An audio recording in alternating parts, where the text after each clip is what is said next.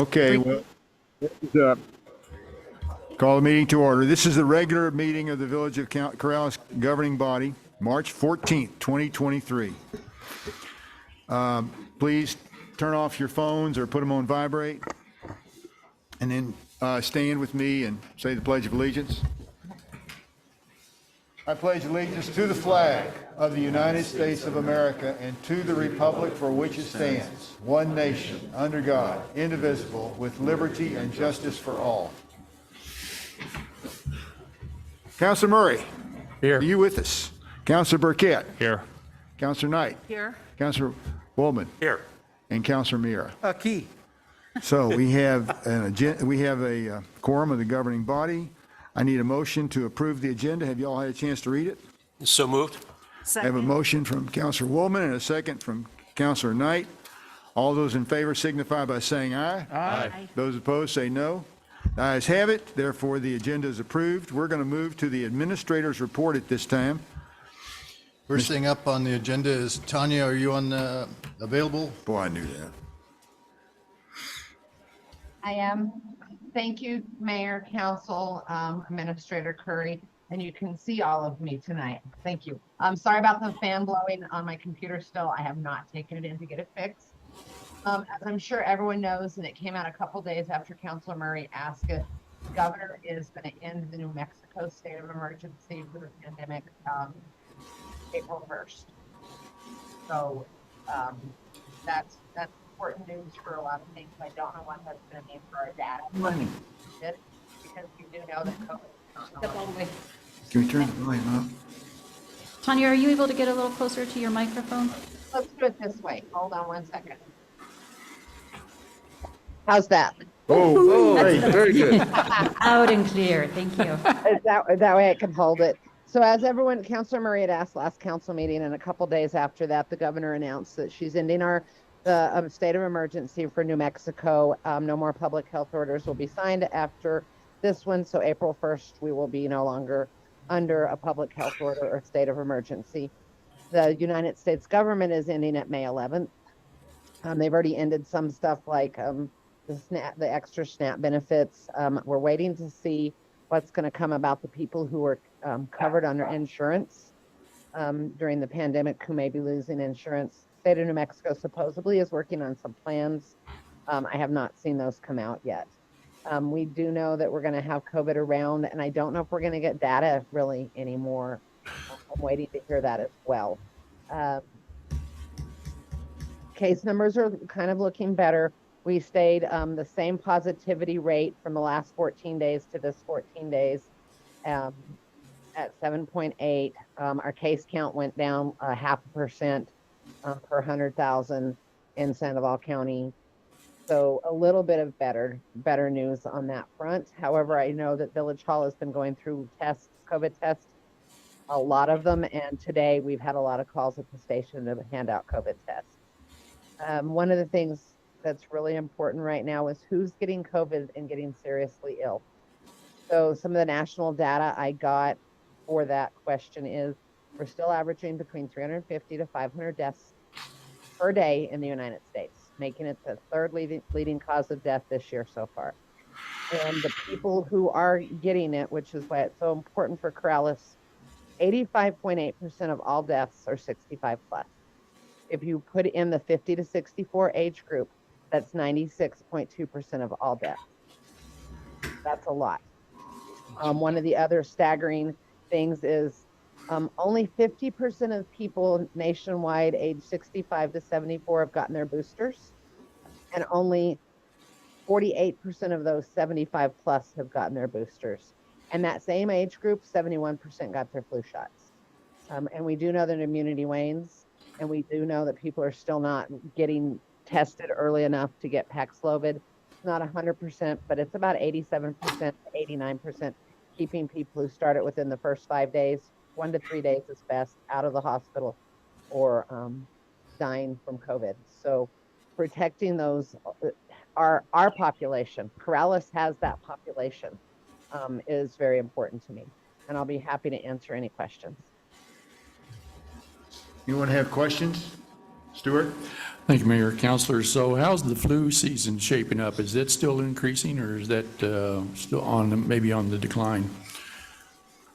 But the flu season in general has been on the decline, and flu.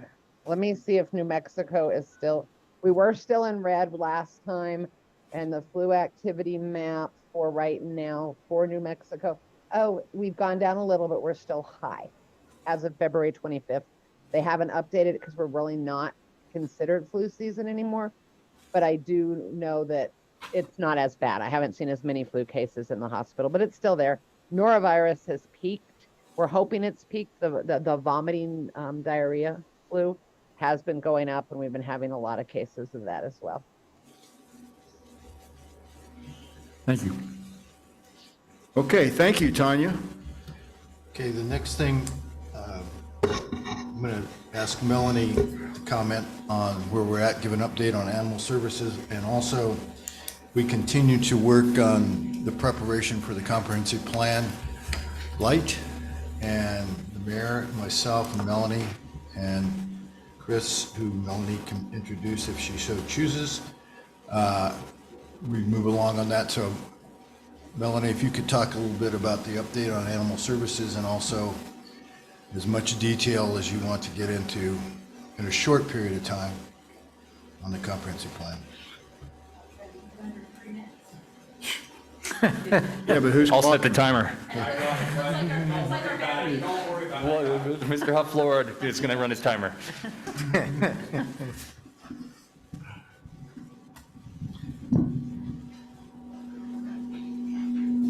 Ooh, wow.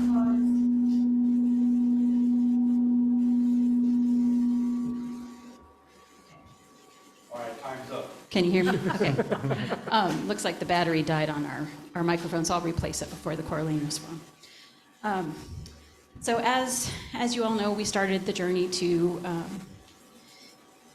make some changes to our animal services building it's been about a year now. And at that time, I sat down with the animal services department and I said, what would you guys like to see? And this is the list they gave me. And it says, number one, they'd like better ventilation and air conditioning and heating, drainage to better sanitize the kennels, and they have that word in quotes, a level kennel flooring, also to aid in sanitizing of the rooms, walls and floorboards that cannot be pulled up and eaten by canines in our custody, and at some point, indoor-outdoor housing for the canines.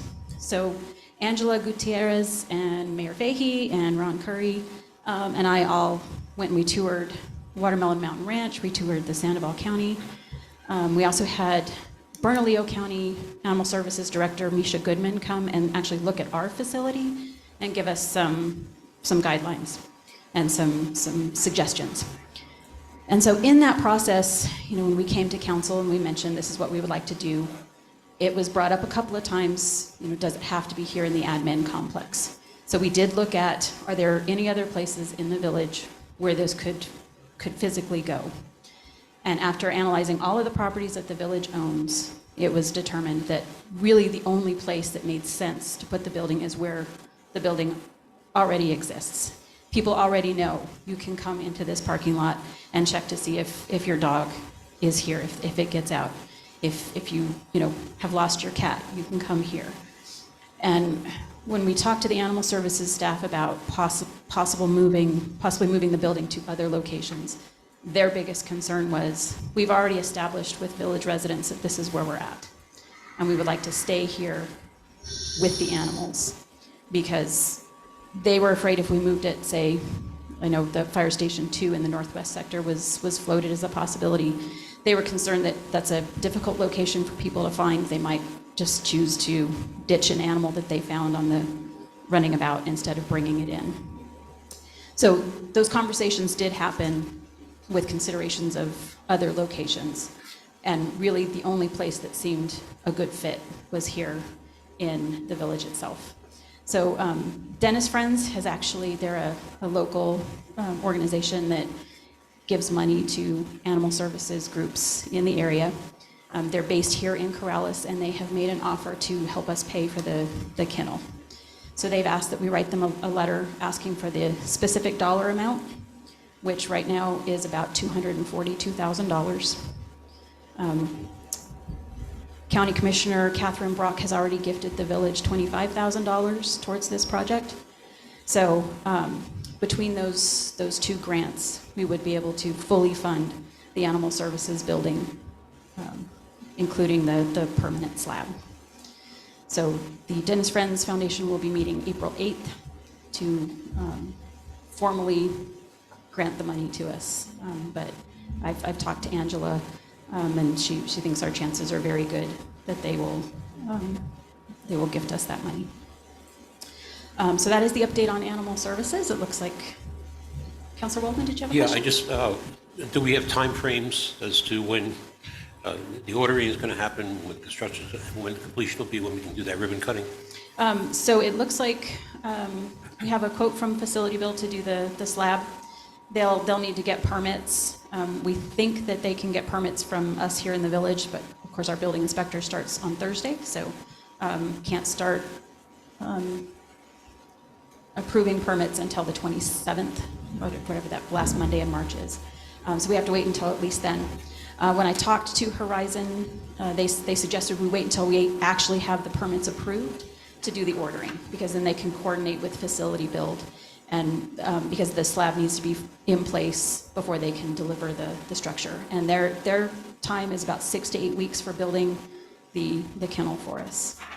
And facility builds timeframe in terms of slab, drainage, electrical? Yeah, they haven't given a specific time frame yet, just because they don't know how long the permit process is going to take. At this, at first we thought we were going to have to wait and get states permits from the state, but now that we're getting a building inspector or a building official, we should be able to shorten that time frame. But once the permits are granted, do we know how long that might take for their work? It just kind of depends on their schedule. So they know it's a priority, so hopefully here just as soon as possible. We're hoping that we can get it in before the heat of the summer, when those animals are going to need the No supply conditioning. chain issues as far as we know? Or anything? Not as far as we know. Okay, great. Thank you. As far as we know, yes. And then as far as the comprehensive plan goes, this lovely lady sitting over here next to our awesome fire chief is Chris Hoover. She contacted me, I don't know, it's been a while. Started out with a phone call. She had seen some stuff in the mayor's message about the comprehensive plan, and she called me and said, "What is this?" And so I answered some of her questions, and then she went and did some research, and she called me again, and she said, "I have a few more questions," and so we chatted some more, and then she asked if she could meet with me in person. And so we met, and she said, "I have some really great ideas for you that can help move this process along." So as she has pointed out to us, when they did the comprehensive plan back in 2008 and 2009, it started even before then. It took 31 months for the process from start to finish. And so we're looking at ways we can take that plan from 2009 and pick out the pieces that we think need to be addressed. And so she's been helping us she's been asking us the tough questions. And we've been going through and looking at that 2009 plan. And right now what we would like to do is create a couple of mini surveys before the survey. So kind of like the plan before the plan. We are going to create a survey to help pinpoint the questions that we're going to ask in the overall survey that will go to all citizens. So the council, everyone here in this room, will get a specialized survey kind of asking if you agree with the issues that we've identified that need to be addressed by this plan. And then we're going to send a similar survey out to each one of our commissions, because we figured we have these commissions and committees that are already working for us, that have that, their finger on the pulse of the village. Let's use some of their knowledge and get their input to help identify what are these issues that we really want to update in this new plan. So they'll get a survey, and then we'll take a look at all of that. Then we'll fine-tune our survey that's going out to the residents. And then once we have that, we'll be able to have the committee that we will put together for the comprehensive plan take a look at all the data and help us put it in a form that hopefully will be much more usable than the 2009 plan. As the mayor has directed us, he would like to see a plan that we can actually use going forward, and not something that's just going to sit on the shelf. So that's our goal, and it's what we've been working on. Chris and I have a meeting scheduled tomorrow to do a little more fine tuning. So we'll be giving you updates here, hopefully at the next meeting, with some more targeted dates of when you can see some of those surveys coming out. Councilor Knight? Yeah, I don't want to sound like a broken record, but I hope in the future that when important issues are being raised about buildings, that we get a little bit more say. That's great. I know that everybody worked hard on this, but I just feel like we were kind of sidestepped. And I hope things work out. I know it's already a done deal, but I hope things work out, and, 3 years from now, people aren't complaining about it. Prove me wrong. Prove me wrong. That's what I want. I want to be the devil's advocate here. Okay. Councilor Burkett? Just a quick question. So on Horizon Structures website, they have a government pricing schedule. And I know they don't have exactly what we're looking at, but a 10 by 24 kennel is $12,000. So I'm curious how we're 20 times that. So the building itself from Horizon Structures came in at $86,000, and that is for a completely custom building.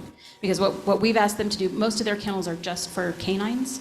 So what we've asked them to do is design a building that will be able to house felines and canines, and then have a space in the middle to allow for things like a washer and dryer for animal services. They could even put cages for, hedgehogs or Right. birds or something like that. I mean, that seems like a very significant upcharge. It seems like we could have gotten two completely separate $12,000 kennels and still been at 1/10 the price of what we're paying right now. And I understand that it's not our money, but I would also, if Dennis Friends is funding this, I'm sure they would prefer to fund as many projects as possible. And it feels like we are paying dramatically more than some of the government pricing that they show here on their website. Councilor Wallman? Yeah, Melanie, I believe the size of the building actually is 12 by 40. 12 by 40, yeah.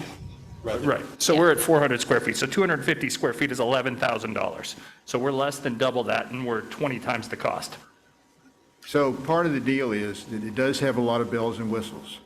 I mean, they've got a breakdown of all the bells and whistles, and none of them are very expensive. So, I mean, I'm sure that's what they quoted us, but it seems like we're spending an awful lot of money, more than, I mean, they have a very specific contract for government entities. They have a price list, and we are well above that. I can double check with them too. We do have a new representative through Horizon Structures. The person I was working with previously has left. So I can double check that they've given us the government pricing. Okay. Thank you. Thank you. Anybody else? Okay. Thank you, Council. Melanie, thank you very much. Quick update, we have some good news on the Interior Drain Committee.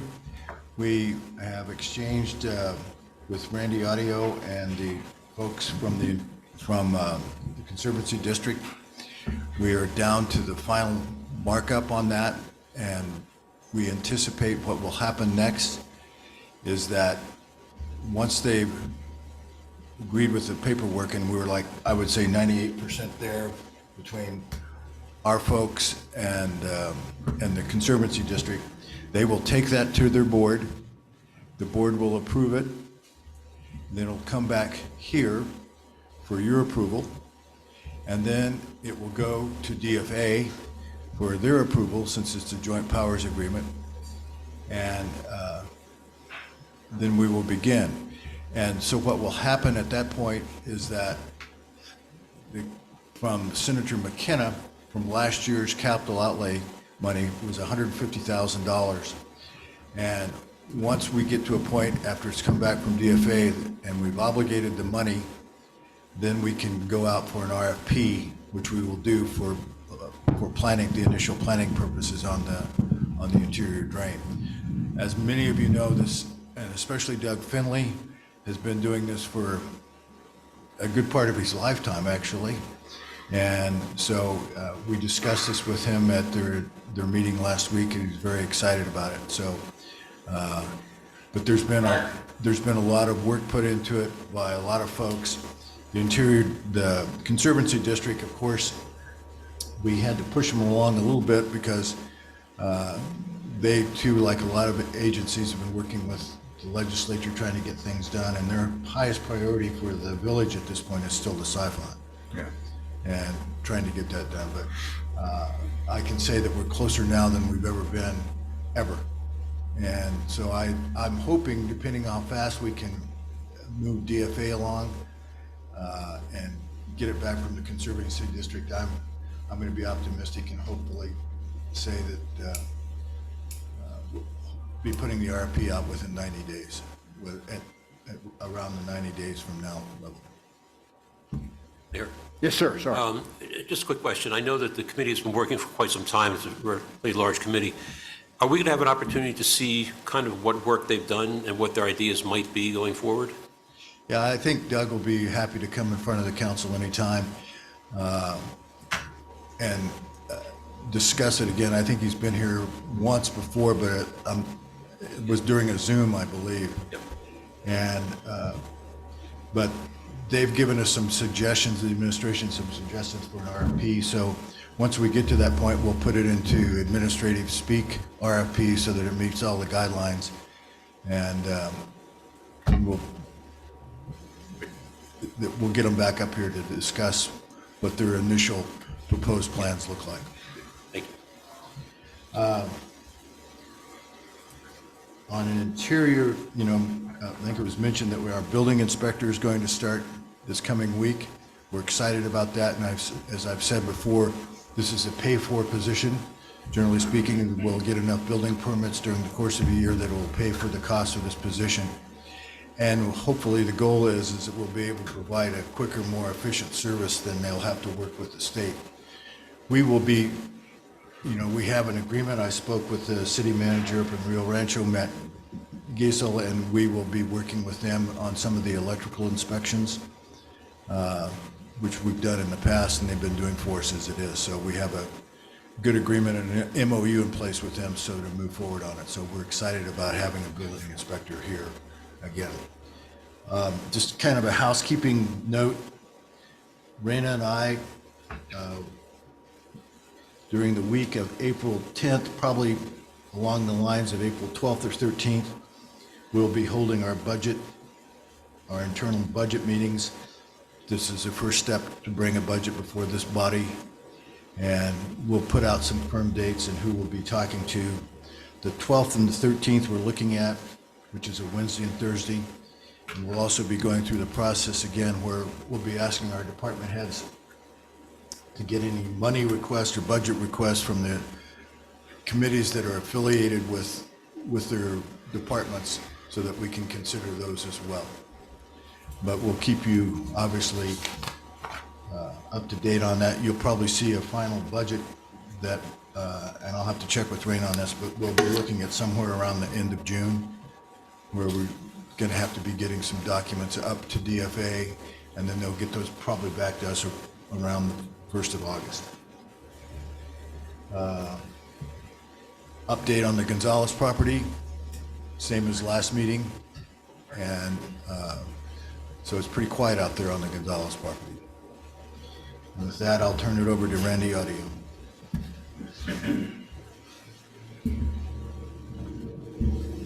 Thanks, Mayor. Councilors, members of the public. Just a reminder as we continue on with derogatory public comments about county staff and so forth that occur in public comment. Mr. Huff Flora has 2 pieces of litigation pending against the village. One of them is stayed.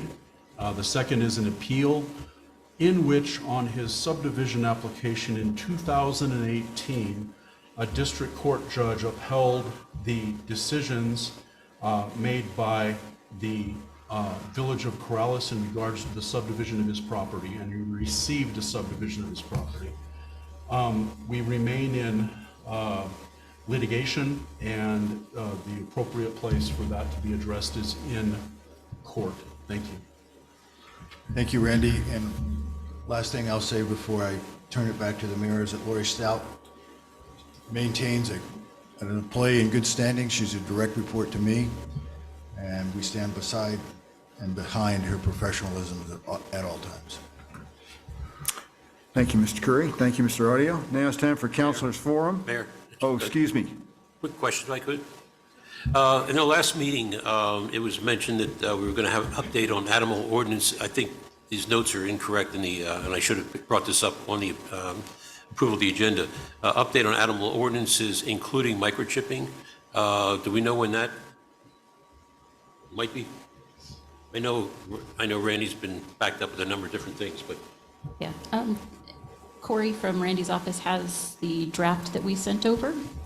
So she's got to take a look at it and make sure that we haven't changed anything that will make for some unforeseen consequence into anything.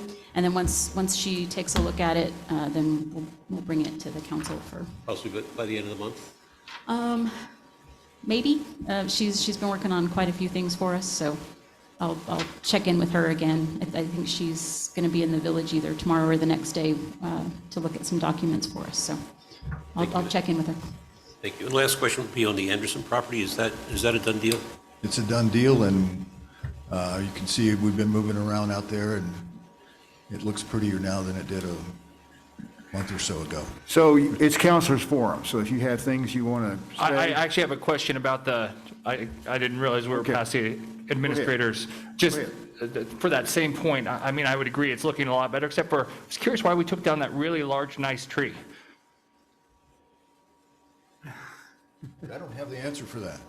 So, It was great, and I was, actually had several conversations at the coffee shop across the street about how it was nice that it had a big tree, and that the growers market was going to have a tree, and then the next day it didn't have a tree anymore. well, I will state the growers market did not want the tree, and it would have impacted the ultimate uses of that place because it's it would be not a permanent structure, but a relatively permanent structure. It'd always be there. Right. And it wasn't, I didn't think it was all that pretty of a tree, but that's neither here nor there. I think an ugly tree is prettier than no tree. Okay. So, Well, okay, so now we'll move on to Councilors Forum. This section is for informational purposes only, not for discussion or debate, to inform the governing body of an issue or concern that would not be addressed on the agenda during the business session. Councilors? Okay. Hearing no one, let's move on to Corleone's Forum. This section is for informational purposes only, not for discussion and debate, to inform the governing body of an issue or concern that would not be addressed on the agenda during the business session. There is a 3-minute time limit. Melanie? Mr. Kurt Flora, you're up. Please state your name and address for the record. Okay. 3 minutes. 560 Andrews Lane, Corrales, New Mexico.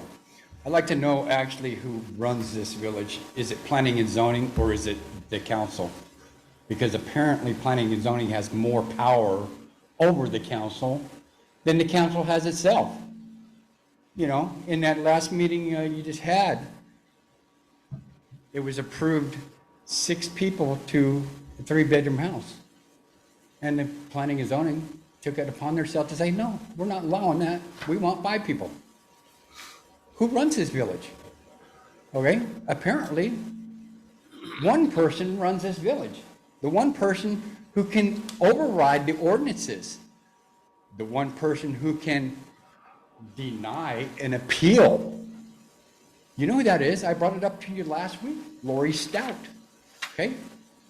I sent in an appeal in 2018 to the council.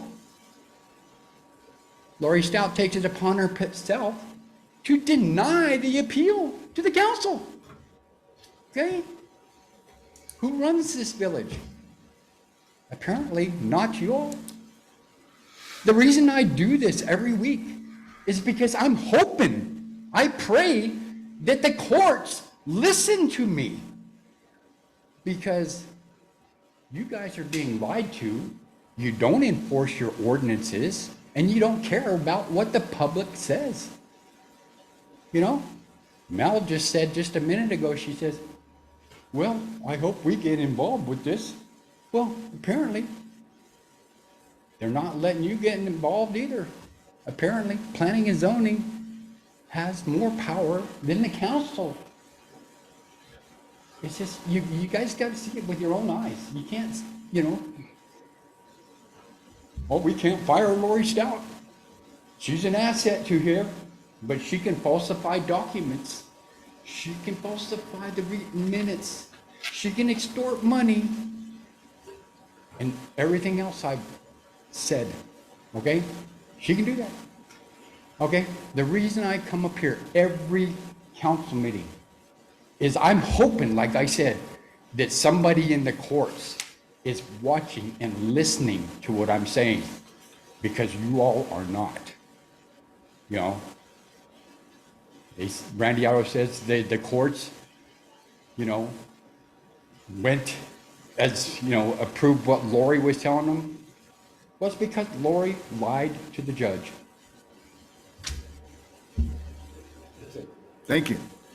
Okay, moving on. Consent agenda, approval of minutes for, so could I get a motion to approve the consent agenda? We have the minutes of the last regular council meeting, and we have an extension of a funding for a road, for lack of a better description. I move, So we have a motion from Counselor Knight and a second from Counselor Woolman. So how do you vote, Counselor Murray? Aye. Counselor Burkett? Aye. Counselor Knight? aye. Counselor Woolman? Aye. Counselor Miera? Yes, sir. New business, consideration, action, approval of Resolution 23-16, acceptance of the fiscal year audit, fiscal year 22 audit. We have a guest here.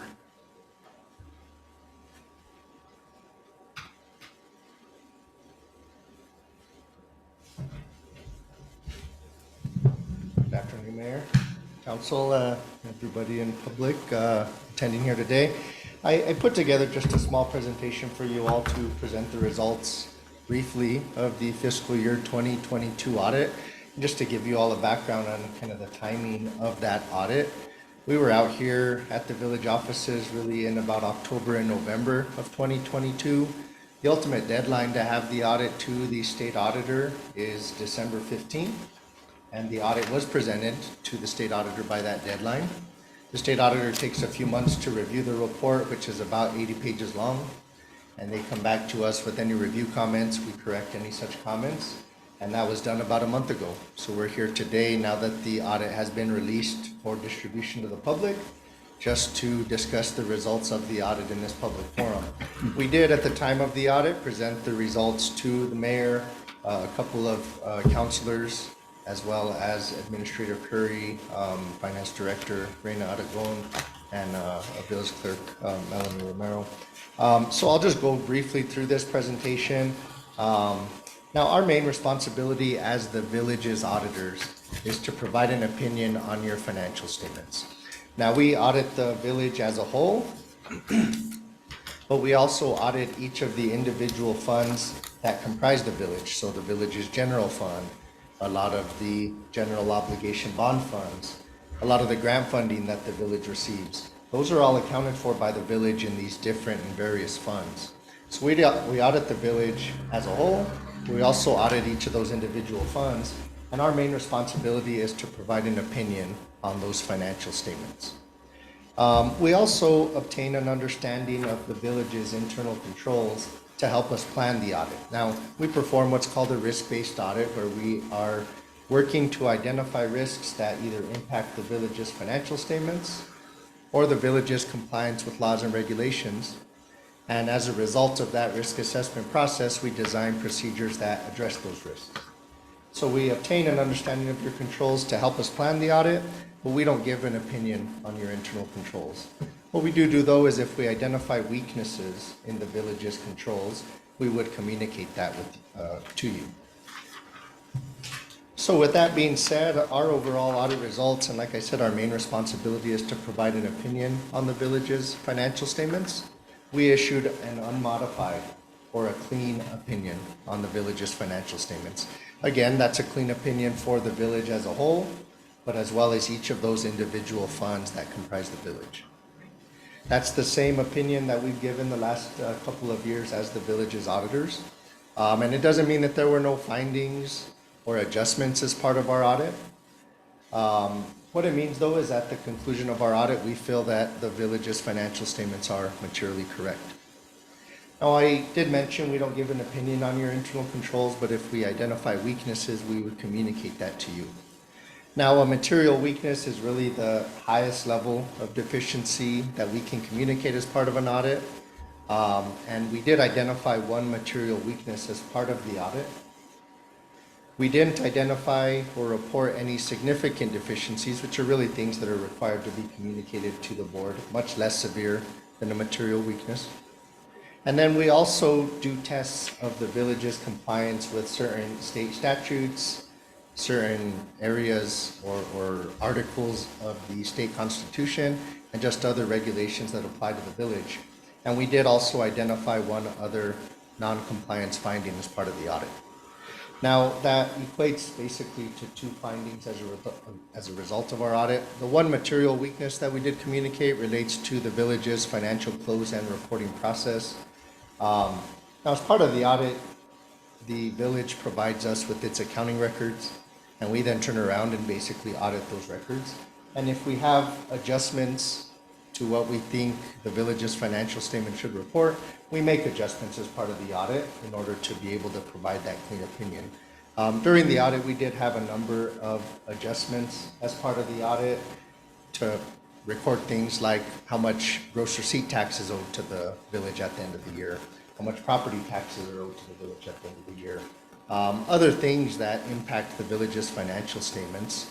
And because of those adjustments, we recommend that the village does continue to progress in its financial close and reporting process. The other thing that happened during 2022, though, that also impacted this area was the village did update its accounting system. And you moved from one accounting system to another, and that really did cause some headaches in certain areas and did cause some adjustments as part of the audit. So with all that being said, there were adjustments as part of the audit. We did make a recommendation through this finding to continue to improve on that financial close and reporting process, and that's what that relates to. The only other non-compliance finding that we reported relates to your local government budget compliance, really all of those budget requirements that are passed down from DFA at the state level. We test that each fund of the village has a balanced budget. In other words, that you have budgeted enough revenues to cover the expenses of each fund, as well as that no fund overspent its approved budget. Now, this finding relates to a couple of funds actually budgeting a deficit for the year. The general fund and the fire wildlands fund actually did create a balanced budget at the start of the year, but through budget adjustment requests during the year, actually ended up with a budget where expenditures exceeded revenues. They weren't significant, but again, we're looking at, did you comply or not? In those 2 instances, there was not compliance. This also, in both of these areas, were findings we reported back in the fiscal year 2021 audit. So these are repeated findings. Now, the last thing I wanted to communicate to you all is just the status of those 2021 findings. There were 4 findings reported as part of the 2021 audit. 2 of them, which I just mentioned, were repeated. There was also another finding related to segregation of duties. As part of our internal control walkthroughs, we look at the duties of different finance personnel as well as other personnel within the village, and just making sure that their duties are appropriately segregated. Because of the COVID-19 pandemic, there were some issues with segregating duties because there just weren't enough personnel to be able to adequately segregate those. That was resolved in fiscal year 2022. And then we also did have a finding in 2021 related to the Public Money Act, basically making sure that you are depositing cash receipts within 24 hours of receiving those monies. Again, that finding was resolved in 2022. And just for context, we did have those 2 findings to report this year. Back in 2020, there were actually 7 findings that were reported. Last year, 3 of those were resolved. 4 findings total reported last year. This year, there was improvement also to where we are at 2 findings reported. So while it is, still something to improve on, there have been improvements over the last 3 years as it relates to the financial statements and the village's compliance with laws and regulations. So I just wanted to also mention that to the council. So with that being said, that was really everything I wanted to communicate as it relates to the 2022 audit of the village. Obviously, if there's any questions, I'd be happy to go through them with you now, but I also provided my contact information in the document I presented to you. Counselor Knight? Thank you. Thank you, Mayor. Could you review the two that we had this time? You said that it was budgeted for at the beginning of the year, but by the end of the year, we had gone into a deficit? Sure. What two were those again, if you So could? one of them was the general fund, so the village's primary operating fund. You did have a balanced budget when the budget was created. Through budget adjustments during the year, you did approve expenditures that exceeded revenues. I believe the amount was, I want to say it was $7,000 or $8,000 over. Okay. The other one was the Fire Wildlands Fund. And I know that overage, it was the same instance. Again, it had a balanced budget approved at the start of the year. Through budget adjustments, that overage was a little over $3,000. Okay, thank you, I appreciate that. Counselor Murray? Thank you, Mayor, councilors. So it appears we got the Cliff Note version of the report, but I didn't see a copy of the report in our materials. And that seems like in the past, we've had that made available to us. Is that something that you can supply to us, or maybe, because, I mean, I'm a little concerned. I'd like to see some numbers to go along with this report that you have supposedly done. So why are we getting a smaller version of the presentation that we've gotten? I mean, like with previous administrations, we've had extensive material provided. So why are we getting the Cliff Notes now? The presentation I gave today is similar to the one I presented last year. Now, the actual report itself is available publicly on the New Mexico Office of the State Auditor's website. Now, I can bring copies of the actual report going forward. Well, if you provide the website, that'd be great, but I didn't see that in the materials that you provided. Sure. Yes, it is available publicly online on the, if you go on Google and search for the Office of the New Mexico State Auditor, there is a report search button at the top, and then you type in the Village of Corrales. Yeah, but if you ever, sure. if you I ever go through understand. the state website, it's, anyway. No, I understand. Melanie, do you have that link available? I can get it and I can send it to the Okay. council in the morning. Okay. Yes, sir. Counselor. Mayor, councilors, thanks very much for coming again. You mentioned the figure of $7,000 or $8,000 that the expenditures exceeded the revenue projections. It doesn't sound like a lot of money, but Councilor Murray has raised several times the issue of adjustments to the budget during the year, particularly for salaries, cost of living, those kinds of things. Mr. Curry mentioned that we're coming up on budget time again.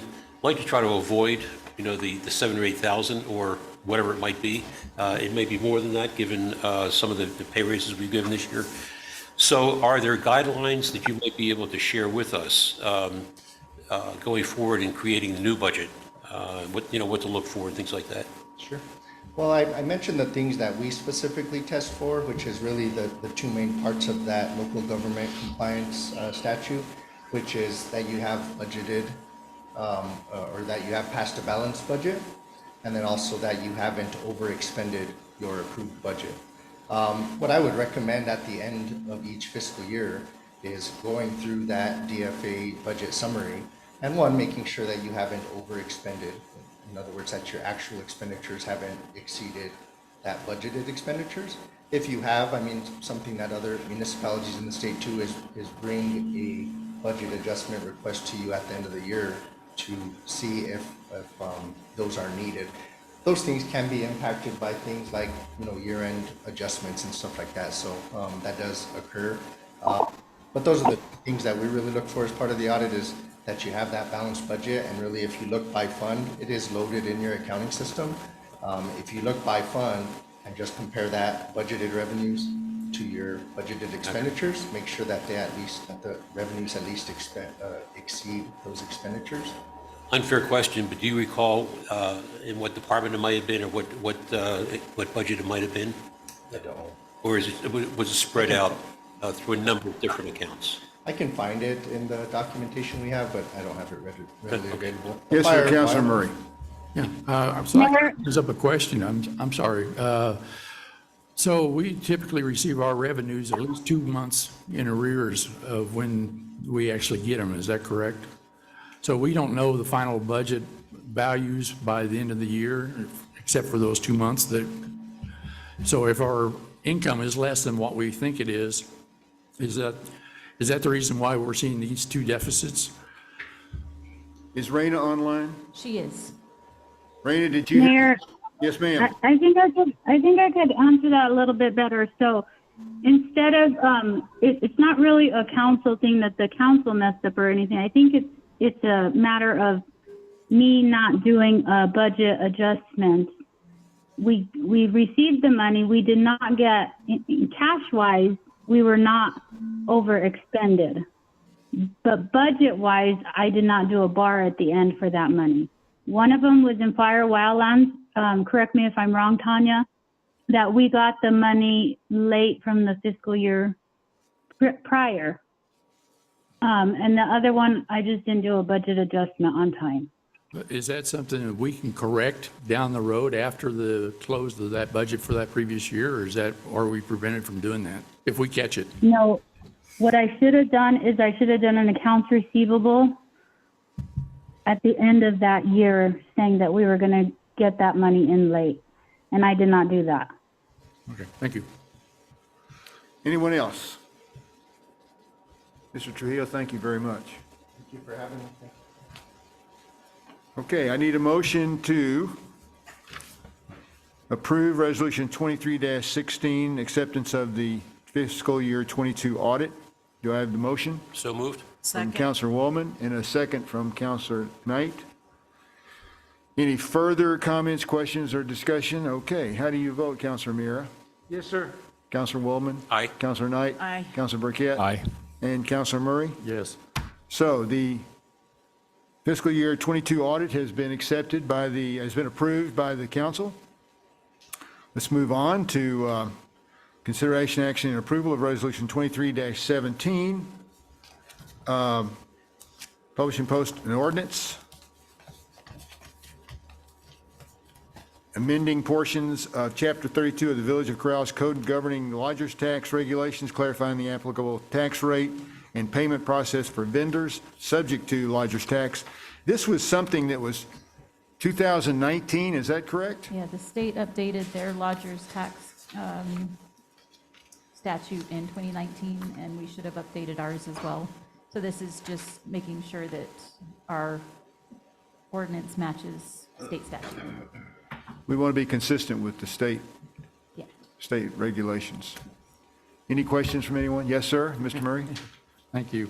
Yeah, so the state increased the tax rate then from 3.2 to 3.5, is that right? It's been 3.5 all along. Ours I is don't- I don't know- 3.2. I don't know why it said, but people had been paying us 3.5. Okay. So, and then item number 6 that was added about the, what was it, for air services, I don't understand how that, I guess, is Well, we're gonna is that build an more or less airport. immaterial for us since we don't have an airport? It is, because if you. Forget the sewer, we're building an airport. Yeah, if you read on there, it says that the monies may be used for that. So, and since it's a may and not a shall, we're okay.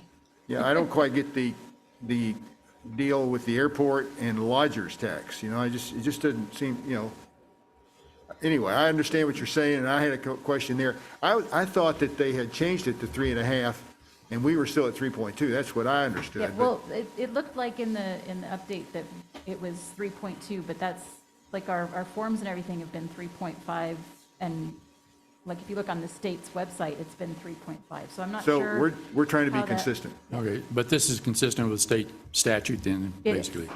Yes, sir. Right. And That's that'll one of the probably be things- good for, a year or so. Right, That's what I was that was one of the Tomorrow. things Corey was Yeah, working on. that's what we're certain they're not discussing this in the in Santa Fe right now. Yeah, I certainly hope not. Okay. So do I have a motion to accept resolution number 23-17 regarding lodgers tax applicable rate and payment process?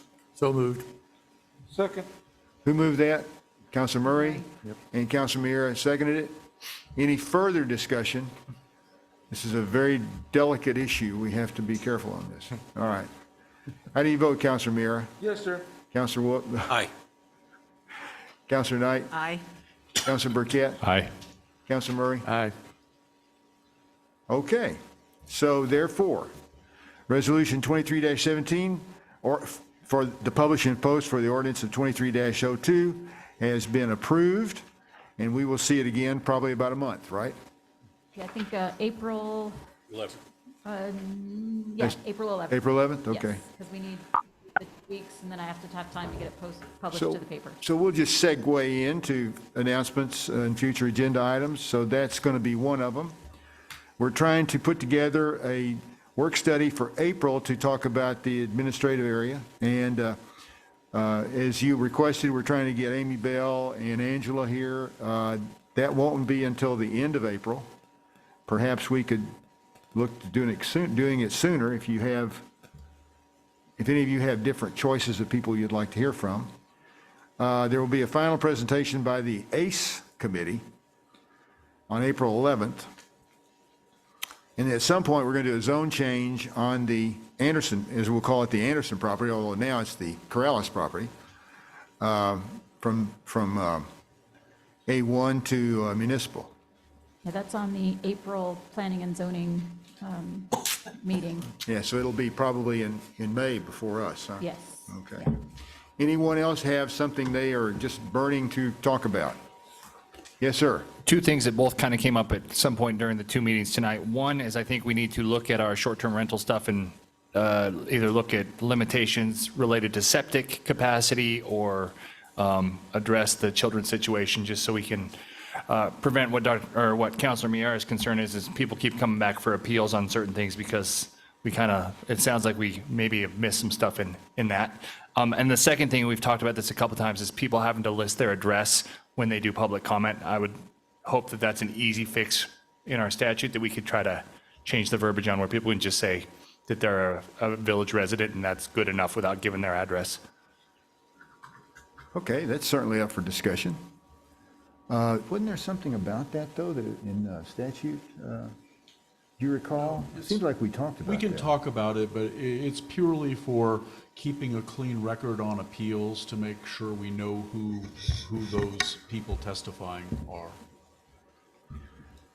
Okay. Since there's no further business on our agenda, I'm going to adjourn the meeting.